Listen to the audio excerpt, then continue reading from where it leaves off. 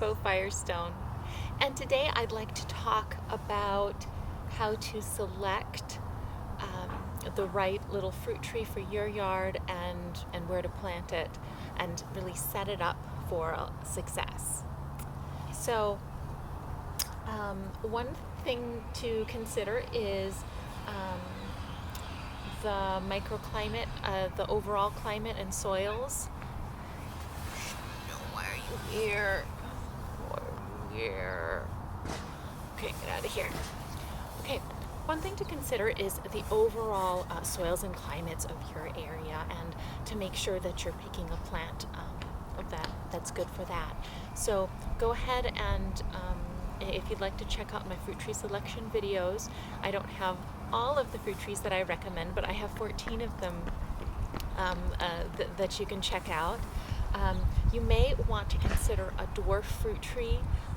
A lot of people want a tree that's smaller, that can fit in a smaller space, or having multiple fruit trees in a small area.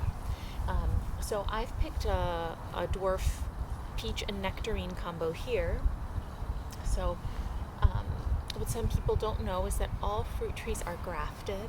They're clones that are grafted onto a rootstock that's actually kind of a different individual plant.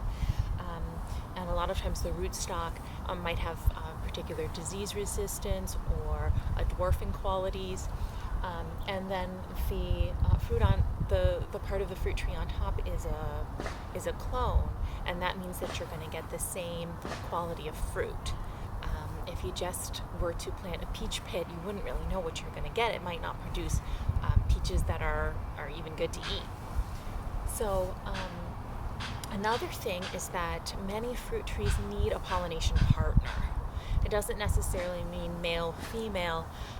It's just another tree that is blossoming around the same time and that has compatible pollen. So this is kind of neat because instead of having to plant 2 peaches or nectarines, I have, and these are both grafted on Lavelle peach rootstock.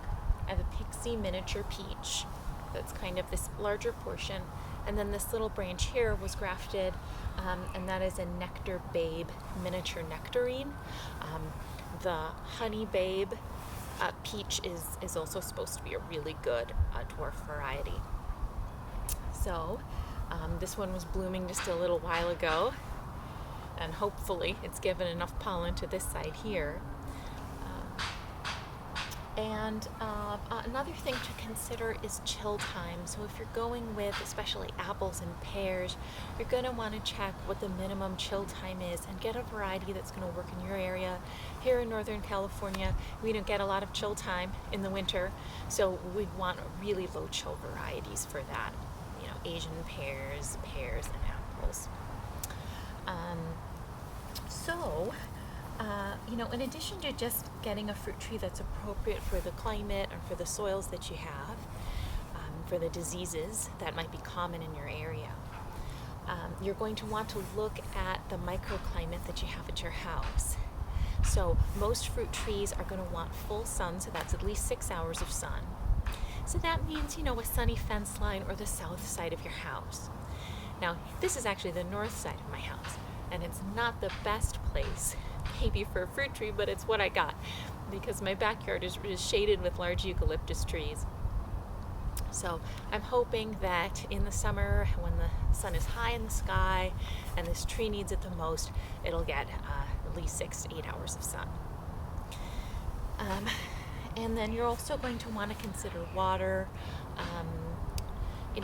Some rootstocks or some fruit trees require very little water, especially if you get something like a fig or pomegranate or Mediterranean species. You're not even going to need to water it at all. Peaches are going to need some moderate water, so I'll be hand watering it during the growing season. So when you are picking a tree out at a nursery, you want to make sure that it's kind of nice and vigorous, that it's kind of a good-looking plant, that it doesn't have any damage or any parts that look diseased on the trunk or the branches. This one actually has a small wound, and I wonder if it might actually be from like a graft attempt or something, but it's not that big of a deal. You want the tree to be well rooted in the pot, but not root bound. So most people aren't really comfortable taking trees out of pots at the nursery and might not know what to look for. So ask nursery staff and say, I want a tree that's well rooted, but not root bound, and hopefully you'll get one that's just the right size. Don't be tempted to get the biggest specimen you can, because those have often outgrown the pot and are probably going to have a lot of kinked or circling roots, and a plant like that may never establish successfully. So you should check out, I'm going to post a how to plant a tree video shortly, but for right now let me just give you an overview of how to plant it. So you're going to dig a hole that is 2 to 3 times the width of the root ball. Okay, so if the root ball is 1 foot across, the container, top of the container is 1 foot across, you're going to dig a hole that is about 3 feet across. Okay, and then the depth of the hole should really only be as deep as the pot. And then when you're going to take the tree out of the pot, put it in the hole, you can put a piece of bamboo or a shovel, the handle of your shovel or something straight across the hole to make sure that the top of the root ball, or where the top woody root is, sometimes you have to dig down to find it. Don't assume that the top of the soil line in the container is necessarily the top of your root ball. Trees are often soiled up and planted too deep in the root ball. That's a reason why a lot of fruit trees don't do well that I inspect on my rounds for clients. So you're gonna put it in at the correct planting height with the top woody root just at or even slightly above, by maybe a 1/4 inch, of the surrounding grade. You're gonna tickle the sides of the root ball really well for rooty plants and trees. Make sure that the roots are not circling anymore and they're all going out. That'll give your tree a head start establishing in the landscape. And then you're going to gently backfill, sort of tamping down gently to allow the soil to settle as you backfill. And then this is the really important part here. Hopefully you see that I've made a soil berm. So I've used the native soil to make a nice kind of cup to act as a natural funnel around this area, which is the watering basin. And this is going to help to deep water your trees. Do not bother with plastic pipes that are going in the ground. Those aren't going to do anything that a berm doesn't do, and if anything, sometimes the water misses the root ball completely. So, and then you're using plastic that a lot of times is difficult to get out of the ground. Your tree can grow into the plastic tubes. So this was an old standard, and you don't need to use the plastic watering tubes, okay? The water is going to go deeply into the ground on its own. My cat is doing some acrobatics back there. And then, okay, so he'll probably ask fertilizer. Please do not put fertilizer in for your new fruit trees. They don't need it, and what they really need to focus on is root growth and not putting a bunch of new tender shoots and growth, which is what a nitrogen fertilizer does. Overstimulating new growth can actually send signals to insects to come and feed on the tree, and the tree's already going to be stressed being newly transplanted, so then that can lead to kind of this bad spiral. So don't fertilize it when you first plant, although you can use gentle fertilizers on fruit trees, after they're established. But you can amend the soil with up to 50% compost if you want, or you don't have to at all, actually. You might want to improve the drainage if you have a really, really poor drainage. But in general, the tree's going to grow in the dirt you got.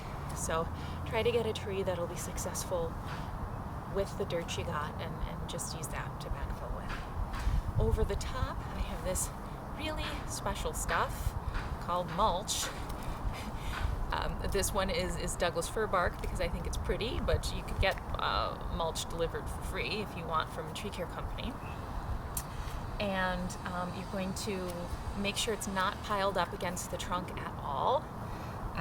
But you want probably, at least 3 to 4 inches of mulch around. And what this is going to do is improve the soil a lot of different ways. It's going to slowly break down and contribute to the soil, but most importantly, it's going to insulate the soil, keep the moisture in there, and reduce compaction. So mulch has a lot of benefits. It also suppresses weeds. Okay, so here's my little tree, and I don't know if you see this, there's little incense sticks and flowers in here and stuff. Planting a tree can be a good time for a little impromptu, ritual with the family. If you have a dead fish to bury, that can help the tree out too. Add some nutrients to the soil. So that's that. If you have any questions, please put it in the comments. I'd love to hear your questions about fruit trees. Thanks so much for watching, and we'll see you next time on our next garden adventure. Goodbye.